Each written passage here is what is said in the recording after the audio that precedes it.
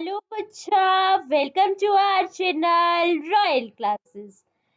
तो आज हम बात करने वाले हैं हमारे रिवीजन सीरीज क्लास 10 के बारे में।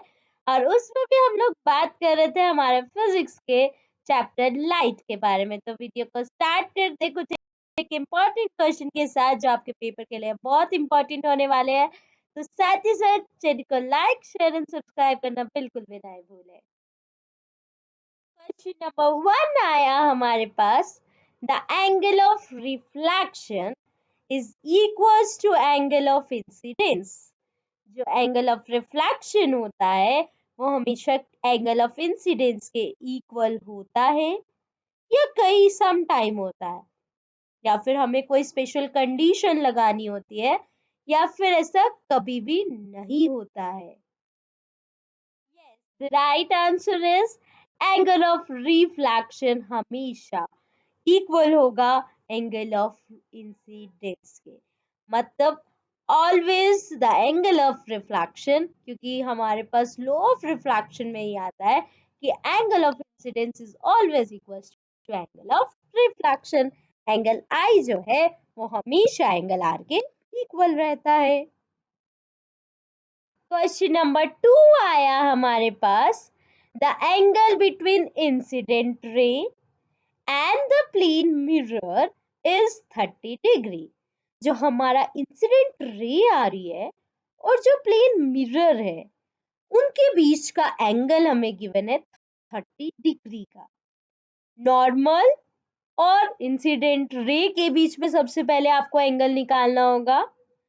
फिर उसने बोला आपने टोटल एंगल निकालना है between the incident ray and the reflected ray. तो सबसे पहले आप एंगल ऑफ इंसिडेंस निकालेंगे, और एंगल ऑफ इंसिडेंस जितना है वही एंगल ऑफ रिफ्लेक्शन है। फिर आप उन दोनों को टोटल कर देंगे और उससे आपका आंसर आ जाएगा। सो द आंसर क्या हो सकता है? 30 डिग्री, 60 डिग्री, 90 डिग्री, या फिर 120 degree. Yes, good attempt. The right answer is 120 degree. क्यों? क्योंकि हमने बोला जो इंसिडेंट रे है और प्लेन मिरर है उनके बीच का एंगल 30। तो नॉर्मल से अगर हम फाइंड आउट करेंगे so it is 90 minus 30 that is 60 degree. तो angle of incidence is 60 degree. तो एंगल ऑफ रिफ्लेक्शन भी क्या आएगा? 60 डिग्री। तो 60 plus 60 the answer is 120 degree. Next question आया हमारे पास।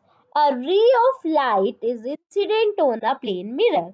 एक लाइट की जो रे आ रही है वो इंसिडेंट हो रही है प्लेन मिरर के ऊपर, making an angle of 90 degree. 90 degree का वो क्या बना रहा है? एंगल बना रहा है with the mirror surface. Mirror surface के साथ एंगल कितना बन रहा है? 90 डिग्री का बन रहा है। The angle of reflection for the ray of light will be। Angle of reflection जो है हमारे पास वो कितना बनेगा रे ऑफ लाइट का? It is a 45 degree, 90 degree, 0 degree और 60 degree. Yes, the right answer is C, that is 0 degree. क्योंकि मिरर सरफेस के साथ अगर वो 90 डिग्री बना रहा है तो नॉर्मल के साथ कितना बना रहा है? 0 डिग्री। तो एंगल ऑफ इंसिडेंस क्या आ गया? 0। तो एंगल ऑफ रिफ्लेक्शन भी कितना आ जाएगा? 0 डिग्री। नेक्स्ट क्वेश्चन आया हमारे पास। The image of an object formed by a plane mirror is. एक प्लेन मिरर से किस तरह की इमेज बनती है? वर्चुअल, रियल, डिमिनिश्ड, या अपसाइड डाउन? तो आपने चेक करना है कि प्लेन मिरर के अंदर अगर हम ऑब्जेक्ट को रखते हैं प्लेन मिरर के सामने तो इमेज किस तरह की फॉर्म होती है। Yes, the right answer is A. Plane mirror से हमेशा वर्चुअल इमेज फॉर्म होती है। नेक्स्ट क्वेश्चन आया हमारे पास। The image formed by plane mirror. हमने नेचर तो बता दिया भाई वर्चुअल होगा, और वो कहाँ बनेगी, कैसी बनेगी, वर्चुअल बनेगी, बिहाइंड द मिरर या एनलार्ज बनेगी, या फिर virtual behind the mirror and same size की बनेगी, या फिर रियल भी बन सकती है और सेम साइज की बन सकती है, या फिर रियल बनेगी पर मिरर के बिहाइंड बनेगी और सेम साइज की बनेगी। तो मतलब हमें एक्चुअल में बताना उसका साइज, उसका नेचर क्या होगा जो प्लेन मिरर से इमेज फॉर्म होगी। Yes, the right answer is virtual, behind the mirror and of same size. हमेशा प्लेन मिरर से जो इमेज बनेगी वो हमेशा वर्चुअल, इरेक्ट होगी, मिरर के पीछे बनेगी और हमेशा सेम साइज की होगी। नेक्स्ट क्वेश्चन आया हमारे पास, the real image formed by a concave mirror, जो कनकेव मिरर से रियल इमेज बन रही है, is larger than the object when the object is, जब कनकेव मिरर के अंदर हमें रियल इमेज चाहिए और ऑब्जेक्ट के साइज से लार्जर चाहिए, तो हम ऑब्जेक्ट को कहाँ पे प्लेस करेंगे? At a distance equals to radius of curvature, radius of curvature पे रख देंगे, या फोकल लेंथ से छोटी जगह पे रखेंगे, या फिर फोकस और सेंटर ऑफ कर्वेचर के बीच में रखेंगे, या फिर हम लोग रखेंगे eight a distance greater than the radius of curvature. तो आपने सबसे पहले रे डायग्राम्स याद करने हैं और उसमें याद करना है कि रियल इमेज कहाँ कहाँ बनती है और वो भी लार्जर रियल इमेज कहाँ बनती है। Yes, the right answer is C, क्योंकि हमें चाहिए रियल भी और हमें चाहिए larger size.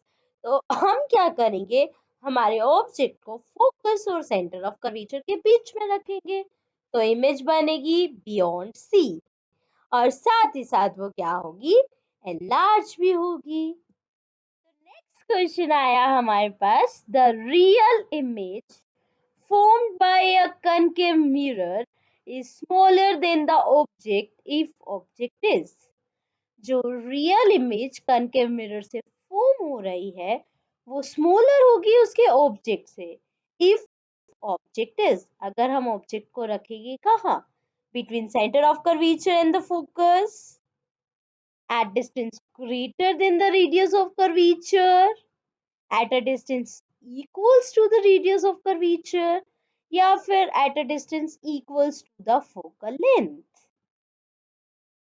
Yes, the right answer is at a distance greater than radius of curvature, मतलब beyond C।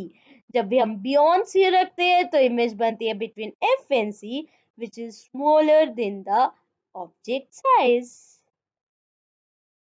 नेक्स्ट क्वेश्चन आया हमारे पास, the image formed by a concave mirror is virtual, erect and magnified, जो concave mirror image form कर रहा है वो virtual कर रहा है, इरेक्ट कर रहा है, मैग्नीफाइड कर रहा है। तो ऑब्जेक्ट की पोजीशन क्या होगी, फोकस पे होगी, या between focus and centre of curvature होगी, या फिर पोल पे होगी, या फिर बिटवीन पोल एंड फोकस होगी। तो इनमें से कौन सी ऐसी पोजीशन है जो वर्चुअल, इरेक्ट और मैग्निफिकेशन की होगी? The right answer is between pole and focus. Pole और फोकस के बीच में हम जब भी रखते हैं तो इमेज हमेशा बनती है virtual, erect and magnified. Next question आया हमारे पास, the image formed by a concave mirror is real, inverted and highly diminished, मतलब much smaller than the object. The object must be, object कहाँ पर होगा, बिटवीन पोल एंड फोकस, या फिर at focus, या फिर एट सेंटर ऑफ कर्वेचर, या फिर at infinity. The correct answer is D. Infinity पे हम जब भी रखेंगे ऑब्जेक्ट को तो इमेज बनती है फोकस पे, जो रियल होती है, इन्वर्टेड होती है और हाईली डिमिनिश्ड होती है। नेक्स्ट क्वेश्चन आया हमारे पास, the angle of incidence for ray of light passing through center of curvature.